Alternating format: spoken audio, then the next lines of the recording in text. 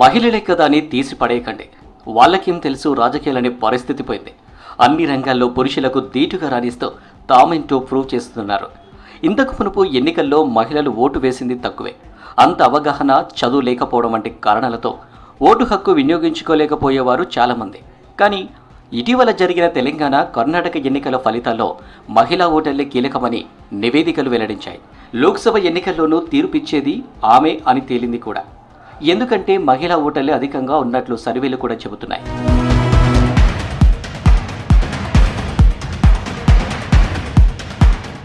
ఏ ఎన్నిక తీసుకున్నా మహిళా ఓటు బ్యాంకు అన్ని పార్టీలకు చాలా కీలకం. గెలుపోటమి అనేది మహిళల ఓట్లపై ఆధారపడి ఉంటుంది. ఇది ఇవాళ కొత్త కాదు. కొన్నేళ్లుగా ఈ ఆనవాయితీ కొనసాగుతుంది. మహిళలు ఎక్కువ సంఖ్యలో ఏ పార్టీ వైపు మొగ్గు చూపుతారో ఆ పార్టీని రాష్ట్రాల్లో కానీ, కేంద్రంలో కానీ అధికారంలో వస్తుందనే విషయాన్ని గత చరిత్ర చెబుతుంది. మహిళలకు వ్యతిరేకంగా నిర్ణయాలు తీసుకోవడం, వారి అభివృద్ధికి ఎలాంటి చర్యలు తీసుకుని ప్రభుత్వాలు గతంలో కాలగర్భంలో కలిసిపోయాయి. అందుకే దాదాపు అన్ని పార్టీలు మహిళాభివృద్ధికే పెద్దపీట వేస్తున్నాయి. వారిని దృష్టిలో పెట్టుకుని ఎన్నికల సందర్భంగా తమ మేనిఫెస్టోలో ప్రత్యేకంగా కొన్ని సంక్షేమ పథకాలను పొందుపరుస్తున్నాయి రాజకీయ పార్టీలు. దాదాపు ఏ పథకమైనా సరే మహిళా సంక్షేమం కోసం రూపొందిస్తున్నాయి. అంతేకాదు, చాలా రాష్ట్రాల్లో కొన్ని ప్రభుత్వ పథకాలు దాదాపు మహిళల పేరిటే అమలవుతున్నాయి.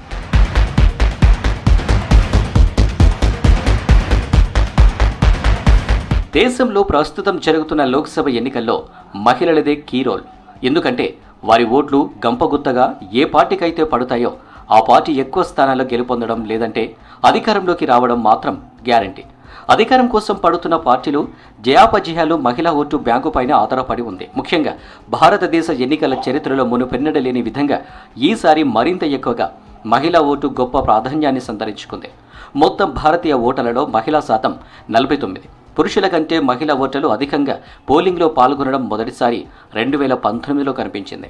పురుష ఓటర్లలో 67.02% మంది ఓటు వేయగా 67.18% మంది మహిళా ఓటర్లు తమ ఓటు హక్కును వినియోగించుకున్నారు. స్త్రీ పురుష ఓటర్ల నిష్పత్తి 2019లో 8 రాష్ట్రాలలో మహిళలకు అనుకూలంగా ఉండగా 2024 ఆ సానుకూలత 12 రాష్ట్రాల్లో ఉంది. మహిళా ఓటర్ల voting సరళిపై 2019లో Lok NITI centre for study of developing societies నిర్వహించిన అధ్యయనంలో ఆసక్తికర విషయాలు బయటపడ్డాయి. కుటుంబంలోని పురుషులు ఆదేశం ప్రకారం, లేదంటే వారు సూచించిన ప్రకారం కూడా తమ సొంత నిర్ణయంతో ఓట్లు వేసిన మహిళల సంఖ్య 59% అని తేలింది. దీన్ని బట్టి ఏం తెలుస్తుందంటే పురుష స్వామ్య బంధనాల నుంచి మహిళ విముక్తి కోరుకుంటుందని అర్థమవుతుంది.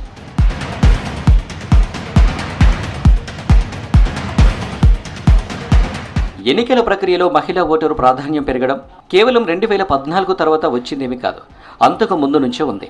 తమిళనాడు మాజీ ముఖ్యమంత్రి జయలలితే ఆ ప్రాధాన్యానికి తొలి నిదర్శనం. ఎన్నికలలో ప్రభుత్వ వ్యతిరేకతను అధిగమించేందుకు ఆమె మహిళా ఓటర్లకు ఎనలేని ప్రాధాన్యం ఇచ్చారు. మహిళల కోసం అనేక సంక్షేమ పథకాలను ప్రవేశపెట్టారు, పలు రాయితీలు కల్పించారు.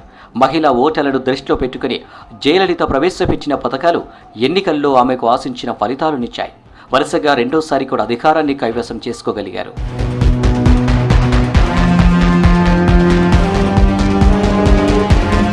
ఇటు బీహార్లో చూసుకుంటే ఎన్నికల్లో అభ్యర్థుల గెలుపోటములపై క్యాస్ట్ ఫీలింగ్ అంశం ఎక్కువగా ప్రభావం చూపుతుంది. బీహార్లో నితీష్ కుమార్ బాగా వెనుకబడిన వర్గాల వారిని ఆకట్టుకోవడం ద్వారా లాలూ ప్రసాద్ యాదవ్ కుల సమీకరణాల ఆధిక్యతను బద్దలు కొట్టడమే కాకుండా మహిళలో తనదైన ఒక ప్రత్యేక ఓటు బ్యాంకును సృష్టించుకున్నాయి.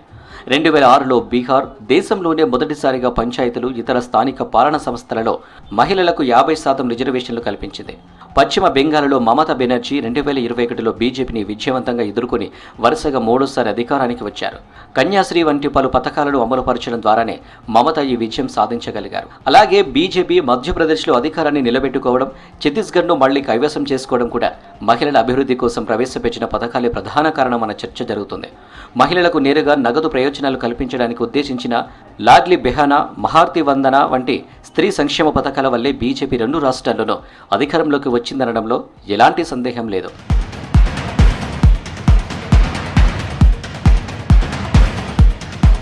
అంతేకాదు, గత ఏడాది కర్ణాటకలో కాంగ్రెస్ అధికారానికి రావడానికి మహిళల కోసం ఉద్దేశించిన పథకాలే ప్రధాన కారణం. గృహిణికి నెల 2000 ఆర్థిక సహాయం అందించే గృహలక్ష్మి, ఆర్టీసీ బస్సులు ఉచితంగా ప్రయాణించే సౌకర్యం కల్పించడం వల్లే కాంగ్రెస్ కర్ణాటకలో అధికారంలోకి రాగలిగింది. తెలంగాణలోనూ మహిళలకు ఫ్రీ బస్ సౌకర్యం కల్పిస్తామని చెప్పడం కాంగ్రెస్కు ఎన్నికల ముందు కలిసి వచ్చింది. 500కే గ్యాస్ సిలిండర్, 200 యూనిట్ల ఫ్రీ కరెంటుతో పాటు గృహలక్ష్మి స్కీములు అమలు చేస్తుంది కాంగ్రెస్ సర్కార్. అధికారంలోకి వచ్చాక ఇప్పుడు ఆ పథకాలను విజయవంతంగా అమలు చేస్తుంది రేవంత్ సర్కార్.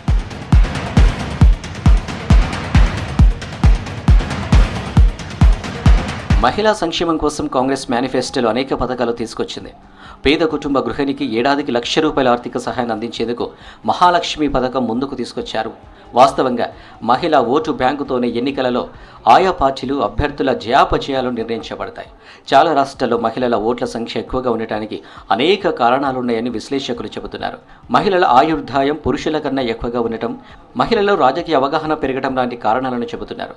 మహిళా ఓటర్లు ఎన్నికల ఫలితాలను చాలా వరకు ప్రభావితం చేస్తారు. కానీ పూర్తిగా మహిళా ఓటు బ్యాంకే విజేతలను నిర్ణయిస్తుందని ఖచ్చితంగా చెప్పలేమంటున్నారు మరికొందరు. మహిళా ఓటు బ్యాంకు భారీ స్థాయిలో కాకపోయినా చెప్పుకోదగ్గ స్థాయిలో ఫలితాలను మాత్రం నిర్దేశిస్తుందని ఇంకొందరు అంటున్నారు.